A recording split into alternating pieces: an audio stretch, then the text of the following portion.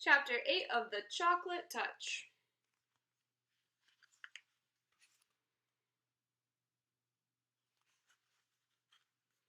English class passed without incident.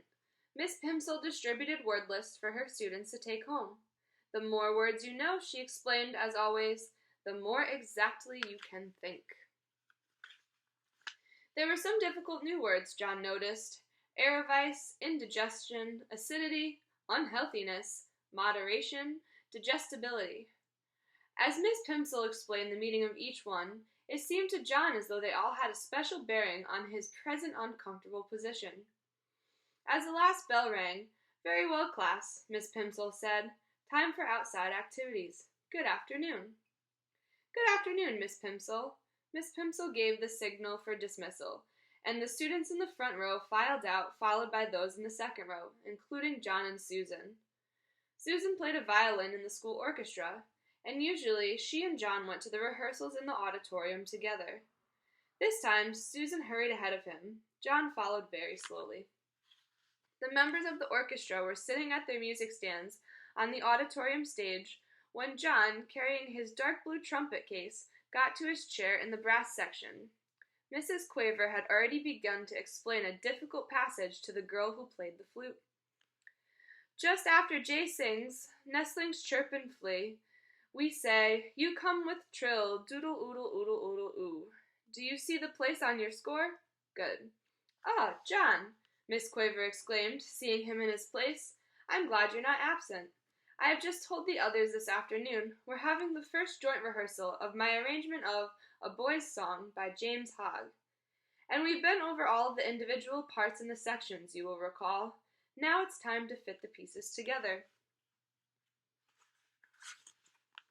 John nervously opened his trumpet case and took his shining golden trumpet from its bed of scarlet velvet.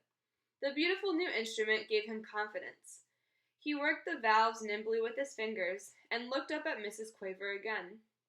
"Now, John," she said, "tell me when your little solo begins." "Right after the end of the second verse," John promptly replied. He had practiced his part every evening in the basement at home for the last 2 weeks. He knew every note perfectly. After the line, "That's the way, Billy and me." "Good," said Mrs. Quaver. "And I don't forget what I told you, John. This is a happy song.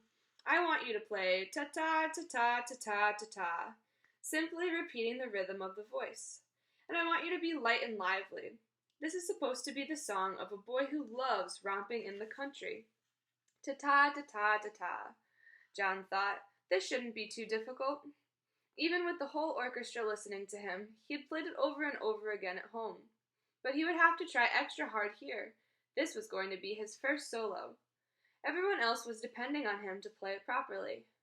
"Right," Mrs. Quaver said brightly. With her baton, she tapped twice sharply on the music stand before her. All of the musicians brought their instruments into playing position. Susan poised her bow over the strings of her violin, and John held his trumpet close to his mouth and wiggled his fingers on the valves. Mrs. Quaver's baton moved from side to side, up and then down. The cymbals clashed and the drums thumped. The pianist brought his fingers down on the ivory keys of the piano. The violinist and cellists made weeing and whumping sounds in perfect unison. When rehearsal had begun, after the introduction of one of the older boys began to sing, "Where the pools are bright and deep, where the gray trout lies asleep, up the river and over the lea, that's the way for Billy and me." After the first line of the first verse, John's fellow trumpeter echoed the rhythm of the singer's voice, ta-ta, ta-ta, ta-ta. Miss Quaver smiled approvingly at the successful performance, and with her baton gave the singer the signal to begin the second verse. "Where the blackbirds sing the latest, and ooh be went peep, where hawthorns bloom the sweetest, where nestling birds chirp and flee, the flute warbled to according plan, that's the way for Billy and me." John swallowed with an effort and put the mouthpiece of his trumpet to his lips for his solo. The mouthpiece instantly changed to chocolate, almost as fast as the chocolate spread along the instrument, changing all the flashing gold into dull brown. The first note came out fairly true, ta, But chocolate trumpets cannot withstand much pressure. The hole in the mouthpiece softened and clogged up, and the valve stuck as John desperately tried to finish his part. Mrs. Quaver's eyes almost popped out of her head as she listened to him play Ta-ta-to-water. It sounded as if John was trying terribly to play a soap-filled bubble pipe. Terribly flustered, he put down his trumpet. Mrs. Quaver was speechless. The orchestra was rocked by an uproarious laughter. The other trumpeter leaned towards John's chair and picked up the trumpet.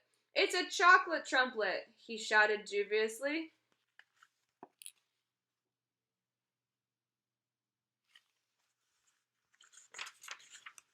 No wonder it sounded like that. John Midas was trying to play a chocolate. John didn't wait to hear any more.